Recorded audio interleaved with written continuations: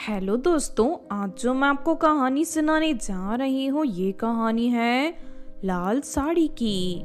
तो चलिए दोस्तों देखते हैं भूतिया लाल साड़ी की कहानी।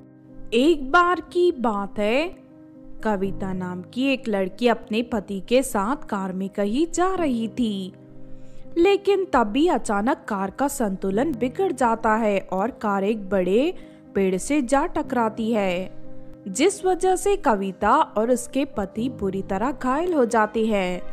तभी वहां से गुजर रही सुनैना नाम की लड़की यह सब देख लेती है। सुनैना फौरन कार के पास पहुंच जाती है। सुनैना देखती है कि कविता और उसके पति खून में लथपथ बुरी तरह तड़प रहे हैं। हमारी मदद करो, हमें यहाँ से बाहर निकालो। तभी सुनैना को कार के पीछे वाली सीट पर लाल रंग की एक बहुत ही महंगी साड़ी दिखाई देती है। उस साड़ी के ऊपर सोने की डिजाइन बनी हुई थी। ये देख सुनैना के मन में लालच आ जाता है। अरे वाह, लगता है ये साड़ी बहुत महंगी है। इतनी खूबसूरत साड़ी तो मैंने आज से पहले कभी नहीं देखी। जरूर इसकी कीमत लाखों में होगी। इससे पहले कि कोई आ जाए मैं ये साड़ी लेकर यहाँ से भाग जाती हूँ।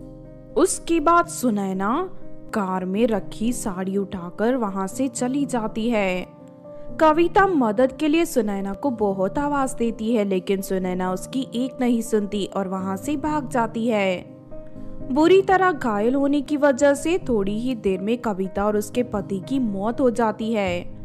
दूसरी तरफ महंगी साड़ी पाकर सुनैना बहुत खुश होती है। फिर अगले दिन सुनैना उस साड़ी को पहनकर एक शादी में चली जाती है। थोड़ी ही देर में अचानक सुनैना के हाव भाव पूरी तरह बदल जाते हैं और वो स्टेज पर चढ़कर दुल्हन की चोटी पकड़कर उसे मारने लगती है। चल हट यहाँ से, अब मैं इस लड़के से शादी करूंगी। इतना कहकर सुनैना दुल्हन को स्टेज से नीचे गिरा देती है और खुद ही दुल्हा के बगल में बैठ जाती है। चलो पंडित, जल्दी से मेरी शादी करवाओ, वरना मैं तुम्हें जान से मार दूंगी। सुनैना का ये अजीब बर्ताव देख वहाँ मौजूद सभी लोग हैरान रह जाते हैं। क्यों री सुनैना, तेरा दिमाग ठिकाने पर है या नहीं? तू मेरी बेटी की शादी खराब करना चाहती है। अब मैं तुझे नहीं छोड़ूंगी।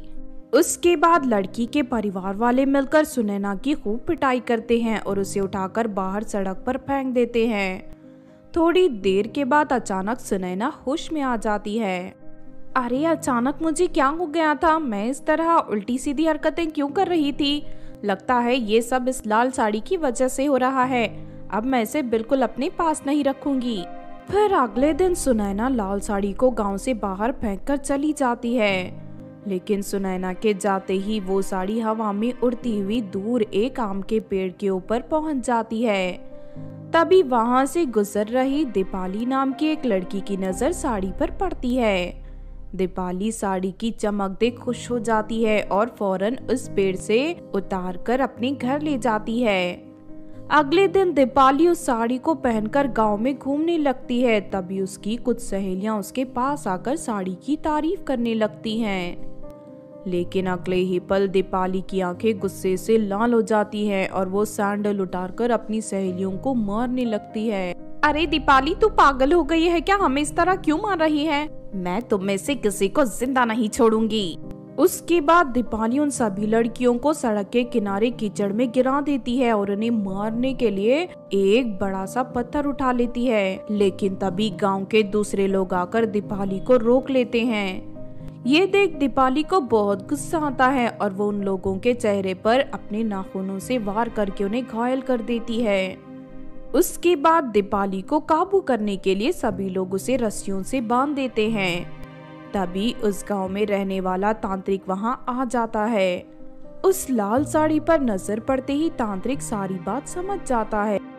और ठहर जाओ, इस लड़की को छोड़ दो, इसमें इसका कोई दोष नहीं है। ये सब इस लाल साड़ी की वजह से हो रहा है। इस साड़ी में एक लड़की की आत्मा है जो दीपाली के ऊपर काबू करके उसे उल्टी सीधी हरकतें करवा रही है। तांत्रिक की बात सुनकर सभी गांव वाले हैरान हो जाते हैं। उसके बाद तांत्रिक गांव वालों से एक गड्ढा खोदने के लिए कहता है। तांत्रिक के कहने पर गांव वाले एक बड़ा सा गड्ढा खोदकर तैयार कर देते हैं। उसके बाद तांत्रिक उस गड्ढे को पूरी तरह पानी से भर देता है और दीपाली को उस गड्ढे के अंदर बैठा देता है। फिर तांत्रिक मंत्र पढ़ते हुए कुछ फूल पानी से भरे गड्ढे में डाल देता है। देखते ही देखते उस गड्ढे में आग लग जाती है, लेकिन उस आग का असर दीपाली पर नहीं होता, बल्कि वो लाल साड़ी जलने लगती है। थोड़ी ही देर में वो लाल साड़ी पूरी तरह जलकर राख हो जाती है। उसके बाद दीपाली सही सलामत गड्ढे से बाहर आती है। इस तरह तांत्रिक उस लाल साड़ी को जलाकर उसका भूतिया असर खत्म कर देता है। तो आपने देखा दोस्तों भूतिया लाल साड़ी की कहानी। इस कहानी से हमें ये सीख मिलती है कि हमें कभी भी लालच में पड़कर किसी अनजान चीज को उठाकर अपने घर नहीं ले जाना चाहिए, वरना हम बहुत बड़ी मुसीबत में फंस सकते हैं। अगर ये कहानी आपको अच्छी लगी हो तो ज़रूर लाइक करें और हमारे चैनल को सब्सक्राइब भी कर लें। और हाँ दोस्तों, हमें कमेंट करके ज़रूर बताना कि आपको कहानी कैसी लगी।